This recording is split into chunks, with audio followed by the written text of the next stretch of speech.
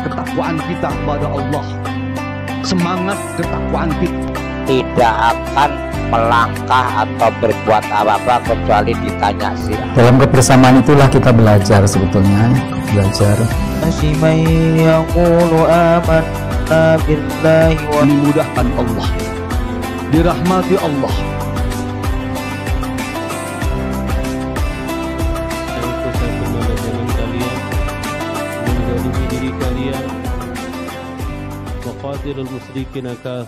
Assalamualaikum warahmatullahi wabarakatuh. Alhamdulillah wa syukurillah ala ni'matillah. Hasbunallah wa ni'mal wakil, ni'mal maula wa ni'mal nasir, wa la hawla wa la quwwata illa billahil aliyil azim. Hadirin para pemirsa dan kaum muslimin yang berbahagia dan yang kami hormati. Pada hari ini adalah hari-hari menjelang pelaksanaan Idul Adha, Idul Kurban, yang pada intinya adalah keistimewaan dari bulan Dzulhijjah adalah pelaksanaan penyembelihan hewan kurban secara umum, kecuali bagi yang sedang berhaji. Namun pada saat ini pelaksanaan Idul Kurban ini mengalami sesuatu ujian dan cobaan, yakni terjangkitnya penyakit mulut dan kuku ya, di seluruh Indonesia. Bahkan menurut keterangan dari Sekretaris Direktorat Jenderal Peternakan dan Kesehatan Hewan pada hari Kamis kemarin, sudah menyebar luas di 21 provinsi, di 232 kabupaten kota, dan sudah yang terjangkit sudah ribuan, bahkan 2.000 yang sudah mati, dan 2.800 yang dipotong dengan bersyarat. Nah, ini data yang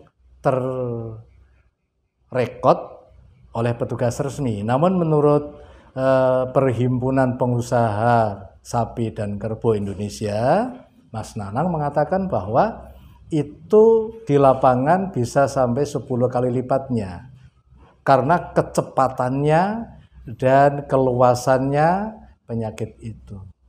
Nah, sudah barang tentu ini menjadi keprihatinan kita bersama, khususnya kaum muslimin yang akan melaksanakan ibadah kurban ini agak sulit mencari hewan yang baik dan sehat, yang biasanya dijajakan di tepi-tepi jalan, di pasar-pasar. Sekarang pasar pun ditutup. Kemudian mobilisasi hewan juga dibatasi. Nah, apalagi itu terjadi yang zona merahnya itu adalah di pulau-pulau besar, yang di situ populasi kaum muslimin itu sangat banyak. Di Pulau Sumatera zona merah, Pulau Jawa zona merah, Pulau Lombok juga zona merah.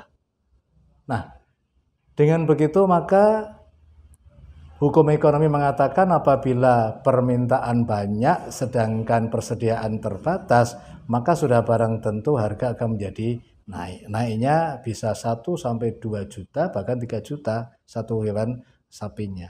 Nah, oleh karena itu, hadirin rahimakumullah, kalau kita mampu berkurban saat ini, menurut saya ini menjadi sesuatu yang sangat istimewa. Bahwa berkurban itu sudah istimewa, tapi kondisi yang semacam ini menjadi sangat istimewa, dibarengi adanya pendaftaran sekolah dan sebagainya dan sebagainya.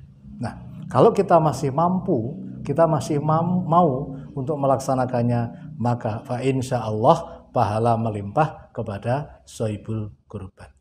Nah, dari keistimewaan kurban sendiri itu sudah luar biasa. Semua dinilai oleh Allah dengan pahala. Jangankan dagingnya, bulu yang tidak terpakai pun dihitung oleh Allah, tulang yang tidak dimakan pun diberikan rewetnya oleh Allah, dan darah yang mengalir ke tanah pun juga akan dikalkulasi oleh Allah Subhanahu wa Ta'ala untuk diberikan ganjaran kebaikannya kepada shahibul kurban.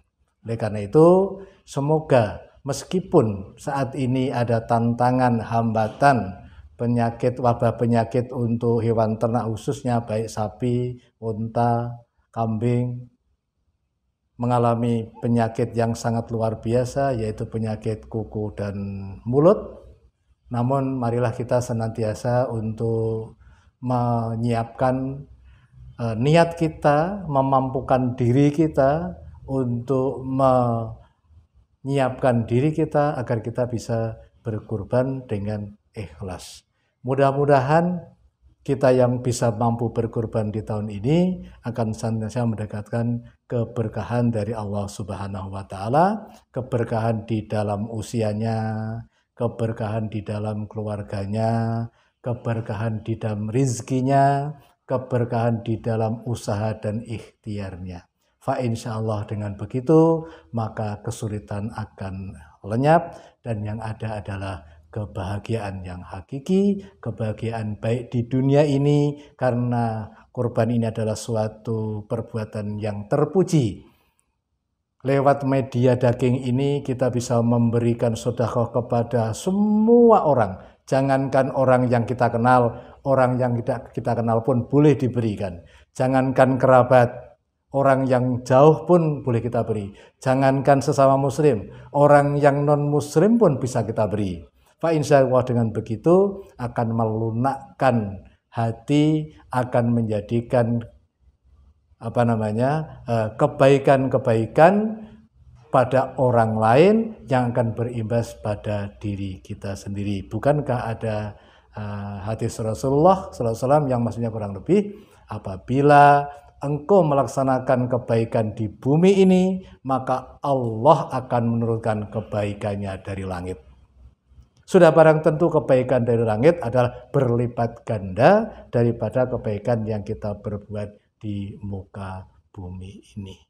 Mudah-mudahan Allah Subhanahu wa Ta'ala senantiasa meridhoi ikhtiar kita, usaha kita, dan menerima segala amal soleh dan ibadah kita semua, dan kita disehatkan zahiran wa batinan. Amin Allahumma amin. Wallahul muwaffiq ila aqwamit thoriq. Assalamualaikum warahmatullahi wabarakatuh.